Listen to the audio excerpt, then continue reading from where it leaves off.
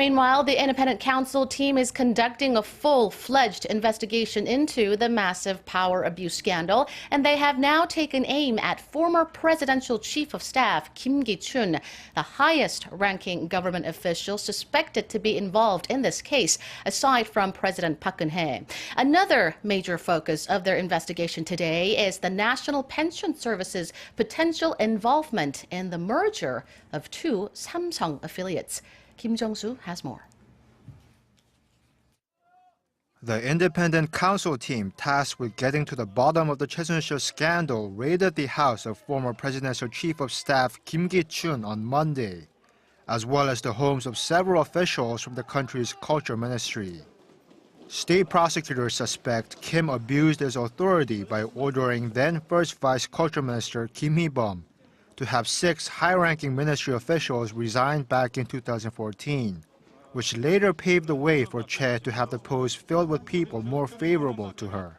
The council also says it already has evidence that former second Vice Culture Minister Kim Jong used Kim Ki-choon's influence to demand that a high-ranking culture ministry official be appointed as vice chairman of the organizing committee for the 2018 Pyeongchang Winter Olympics. But Kim is not the only official being targeted by the council on Monday. Hong Wan-sun, a former senior official with the National Pension Service, appeared at the independent counsel's office at just after 9 a.m. in response to a summons.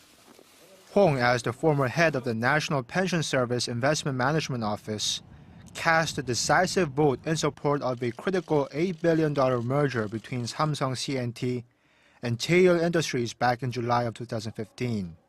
The National Pension Service, being the biggest shareholder of Samsung C&T, was expected to suffer losses of nearly $500 million due to the merger. But despite that, the NPS supported the merger and furthermore helped Lee Jae-yong solidify his reign over Samsung Electronics.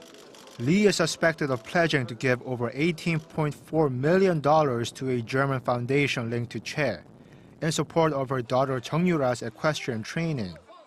That's raised suspicions that Hong was under pressure from the presidential office of Cheongwade or Choi's accomplices to approve the merger, which would constitute a breach of trust. The independent counsel team issued an overseas travel ban on Hong last Thursday in anticipation of the summons on Monday. Jung-soo, Arirang News.